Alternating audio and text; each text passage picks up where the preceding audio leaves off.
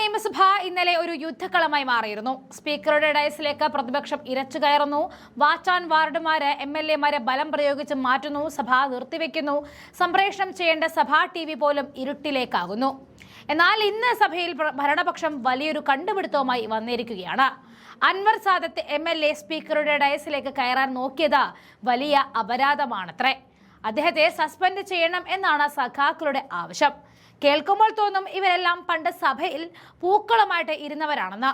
നമുക്കൊന്ന് പുറകോട്ട് നോക്കാം. 2015 മാർച്ച് 13 അന്ന് ഈ പറയുന്ന CPM നേതാക്കൾ സഭയിൽ കാട്ടിക്കൂട്ടിയത് എന്തായിരുന്നു? സ്പീക്കറുടെ കസേരയെടുത്ത് പുറത്തേക്കെറിഞ്ഞു, കമ്പ്യൂട്ടറുകൾ അടിച്ചു തകർത്തു, മൈക്ക് സെറ്റുകൾ പിഴുതെറിഞ്ഞു. അന്ന് സഭയ്ക്കകത്ത് വരുത്തിയ നഷ്ടം ലക്ഷങ്ങളാണ്.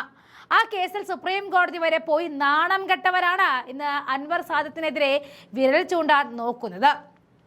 അന്ന് സഭയുടെ അന്തസ് കപ്പൽ കയറ്റിയ ആളാണ് ഇന്ന് നമ്മുടെ വിദ്യാഭ്യാസ മന്ത്രിയായിട്ട് ഇരിക്കുന്നതും.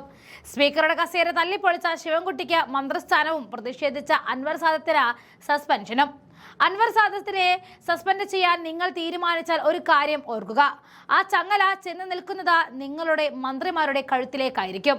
അന്ന് ശിവൻകുട്ടിയും ജലീലും ഒക്കെ കാണിച്ച ആക്രമണത്തിന് നിങ്ങൾ എന്ത് നടപടി എടുത്തെന്ന് ചോദിച്ചാൽ ഉത്തരം തരാനാകില്ല. അവർക്ക് നിങ്ങൾ കൊടുത്തത് മന്ത്രിസ്ഥാനവും പദവികളുമാണ്. എന്നിട്ടിപ്പോൾ ജനാധിപത്യപരമായി പ്രതിഷേധിച്ച അൻവർ സാദത്തിനെതിരെ വാളെടുക്കാൻ വരുന്നത് ശുദ്ധ തെമ്മാടിത്തരം തന്നെയാണ്. സഭാ TV ഓഫ് ചെയ്ത് ജനങ്ങളിൽ നിന്നും കാര്യങ്ങൾ മറച്ചുവെക്കാം എന്ന് നിങ്ങൾ കരുതവേണ്ട. ഇതാ പഴയ കാലമേ അല്ല. വാച്ചാൻ വാർഡിനെ വിട്ട് MLA-മാരെ തല്ലിച്ചതച്ചാൽ കയ്യം കെട്ടി നോക്കി നിൽക്കാൻ കോൺഗ്രസ് പ്രവർത്തകർക്ക് കഴിയില്ല. അൻവർ സാദത്തിനെതിരെ നടപടിയുമായി എടുക്കാനാണ് ഭാവമെങ്കിൽ സ്പീക്കർ ഒപ്പുവെക്കും മുൻപ് നിയമസഭയ്ക്കുള്ളിൽ തുടങ്ങിയ കളി തെരുവിലേക്ക് പടരും എന്നുകൂടി മുന്നറിയിപ്പ് കോൺഗ്രസ് നൽകുന്നുണ്ട്. അന്ന് ശിവൻകുട്ടി ചെയ്തതിന്റെ കണക്ക് പലിശ സഹിതം കോൺഗ്രസ് ചോദിച്ചിരിക്കും. ഇന്നും സഭ യുദ്ധക്കളമായി മാറുന്ന കാഴ്ചയാണ് കാണാനായത്. സ്വർണ്ണക്കൊള്ളയിലും സോണിയാഗാന്ധിക്കെതിരായ പരാമർശങ്ങളിലും നിയമസഭയിൽ പ്ലക്കാർഡും ബാനറും ഉയർത്തി പ്രതിപക്ഷ അംഗങ്ങൾ നടുത്തളത്തിലേക്ക് ഇറങ്ങുകയായിരുന്നു. PK ബഷീറിന്റെ നേതൃത്വത്തിൽ പ്രതിപക്ഷാംഗങ്ങൾ സ്പീക്കറുടെ സീറ്റിന് തൊട്ടരികെ വരെ എത്തുകയായിരുന്നു. സ്വർണ്ണക്കൊള്ള കേസിലെ മുഖ്യപ്രതി ഉണ്ണികൃഷ്ണൻ പോറ്റിയും CPM MLA കടകംപള്ളി സുരേന്ദ്രനും സംസാരിക്കുന്ന ചിത്രം പതിച്ച പ്ലക്കാർഡും സ്വർണം കട്ടവൻ ആരപ്പ സഖാക്കളാണ് അയ്യപ്പ എന്ന മുദ്രാവാക്യം എഴുതിയ ബാനറുമാണ് പ്രതിപക്ഷാംഗങ്ങൾ ഇന്ന് നിയമസഭയിൽ കാണിച്ചത്. സഭയിൽ ഇന്നലെ നടന്ന സംഭവങ്ങളിൽ മുഖ്യമന്ത്രി നടത്തിയ പരാമർശത്തിനെതിരെ പ്രതിപക്ഷ നേതാവ് VD സതീശൻ രൂക്ഷ വിമർശനങ്ങളും നടത്തിയിരുന്നു. വാച്ചാൻ വാർഡിനെ വടികൊണ്ട് അടിച്ചെന്ന തെറ്റായ പ്രസ്താവനയാണ് മുഖ്യമന്ത്രി നടത്തിയതെന്നും അത് പിൻവലിക്കണമെന്നും പ്രതിപക്ഷ നേതാവ് ആവശ്യപ്പെടുകയായിരുന്നു. പ്രതിപക്ഷം കോപ്രായം നടത്തിയെന്ന് മുഖ്യമന്ത്രി പറഞ്ഞത് പ്രതിപക്ഷം കോപ്രായം നടത്തിയിട്ടില്ല എന്നും സഭയിൽ കോപ്രായം നടത്തിയ ആളുകൾ ഭരണപക്ഷത്തിന് ഇരിക്കുന്നുണ്ടെന്നും ബാനർ പിടിച്ച് പ്രതിഷേധിക്കുന്നത് ആദ്യ സംഭവമല്ല എന്നും ചേംബറിൽ വെച്ച് നടത്തേണ്ട സംഭവം ഉണ്ടായിട്ടില്ല എന്നും സ്പീക്കർ തന്നെ പറഞ്ഞിട്ടുണ്ട്.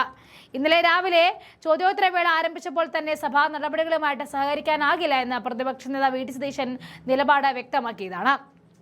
തുടർന്ന് നടുത്തളത്തിലേക്ക് ഇറങ്ങിയ പ്രതിപക്ഷം സ്പീക്കറുടെ ഡയസിന് മുന്നിലെത്തി ബാനർ പിടിച്ച മുദ്രാവാക്യം മുഴക്കുകയായിരുന്നു.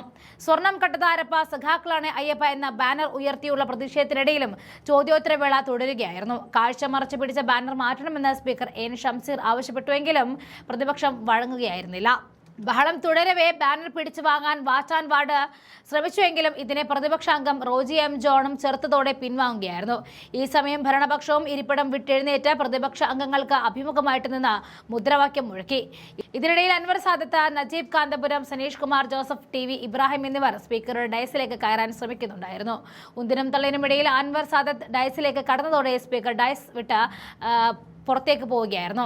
സാധാരണ സഭ നിർത്തിവെച്ചതായിട്ട് അറിയിച്ച ശേഷമാണ് സ്പീക്കർ ഇത്തരം സന്ദർഭങ്ങളിൽ ഇരിപ്പിടം വിടാറുള്ളത്.